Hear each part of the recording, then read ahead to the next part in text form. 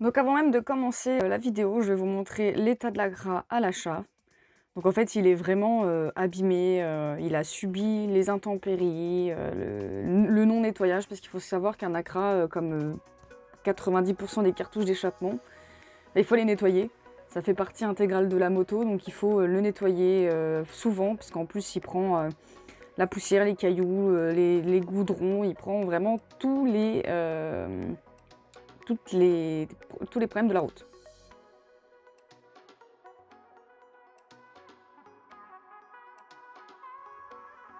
Donc la première étape, on va démonter le colis carbone.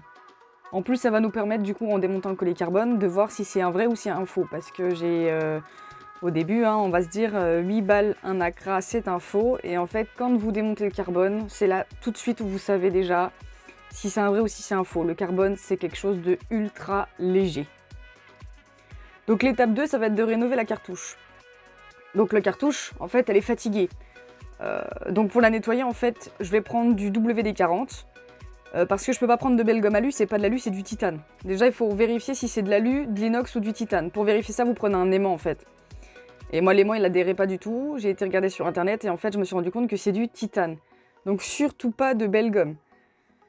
Donc je pulvérise du WD-40 et je viens à frotter, pas en rond, mais de droite à gauche pour garder l'effet brossé linéaire. Pour en fait enlever tous les aspects granuleux et le mauvais état de la cartouche. Et le collier, je viens le laver avec une lingette tout simplement parce qu'il n'y a pas besoin de belle gomme ou rien du tout. Ok. Donc là, je viens de passer un petit coup paille de fer avec du W40 parce qu'en fait, c'est du titane. Donc tu peux pas mettre de belle gomme alu, sinon ça risque de rayer. Donc franchement, le rendu est pas mal. Là, il y a le carbone qui va s'y mettre. Il y a des petites rayures, mais au prix que je l'ai acheté, franchement, ça c'est des pocs que je rattraperai peut-être plus tard si je le démonte entièrement. Et pas mal, pas mal. On passe à l'étape 3. Donc l'étape 3, ça va être redresser à la pince l'insert de la cartouche. Donc comme on peut le voir, en fait, la cartouche, elle était oxydée, donc elle était complètement soudée au collecteur. Et en fait, en démontant, la personne, elle a complètement abîmé l'insert.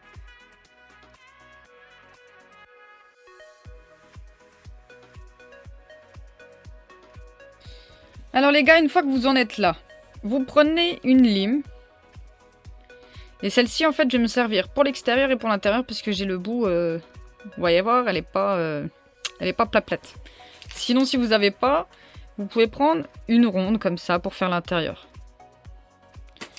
Donc là, l'objectif, ça va être de limer. Je vous montre. L'extérieur comme ça et l'intérieur ici. Et c'est parti.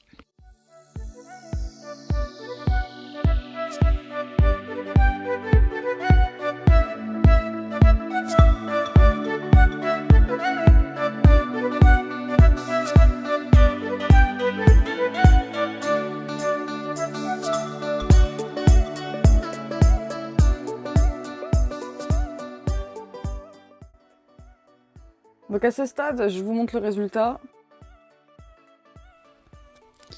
Alors voilà. Le carbone a été nettoyé. Comme on peut le voir, il est vraiment brillant. Et puis là, si vous voulez savoir si c'est du vrai carbone, c'est supra léger. La chicane, je la redresserai un petit peu plus tard, mais elle saute, elle dégage. Et l'échappement, alors du coup, comme vous pouvez le voir, bon, ça, il y aura le carbone dessus, donc on s'en fout. L'époque, je les referai bien plus tard quand je ferai sauter les rivets. Pour l'instant, regardez le résultat. Bon, il est pas neuf, il y a des imperfections, il est rayé, et là, il y aura l'autocollant plus tard. Je l'ai pas mal réussi, Je vous mets une photo avant. Donc, le pot, avant, il avait la gueule là. Maintenant, il est comme ça, tu vois, il est pas trop mal. Et du coup, pareillement, je vous mets une photo avant. Donc ça, c'est avant. Ça, c'est pendant. Pourquoi je vous dis pendant? Parce que j'ai pas fini. Donc là, je l'ai redressé à la pince Multipla. Moi, je l'appelle Multipla. C'est la Multiprise, celle-là, là. Donc, faut redresser doucement pour pas tordre dans l'autre sens. J'aurai fini de limer tout ça. On essaiera de le mettre sur la bécane. J'ai pas l'autocollant, donc je collerai l'autocollant plus tard. Donc en fait, sur la bécane, il va être comme ça. Comme ça, le carbone vient là et l'autocollant d'origine, qui a été retiré, il va aller savoir pourquoi. L'autocollant d'origine, il va ici. Parce qu'évidemment, j'ai trouvé l'autocollant d'origine. Pour l'instant, c'est tout bon.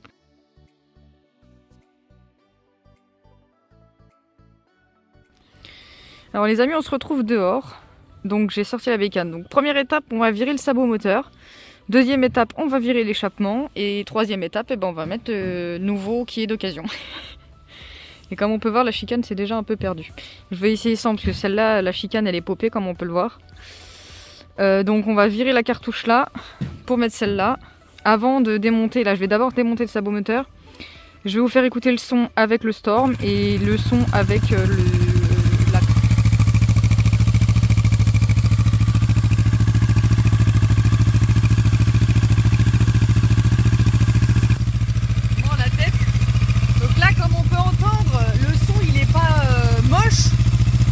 Pas ouf, et encore là elle se monte dans les tours parce que je viens de la démarrer. Donc là je vous fais encore écouter un petit peu le son du Storm histoire qu'elle chauffe un petit peu. Je vais mettre des petits coups de gaz que vous voyez et après on va voir ce que ça donne démonter.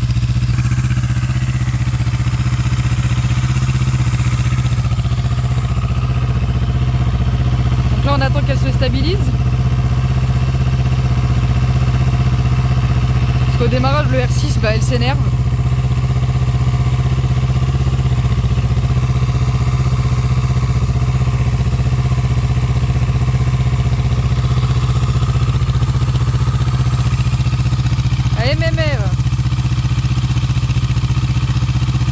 Tu vas entendre la différence quand elle va descendre.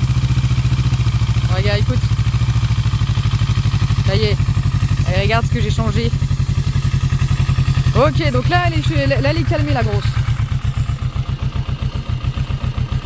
T'entends la diff quand elle est calmée? Ça fait un petit bruit, mais t'entends quasi rien.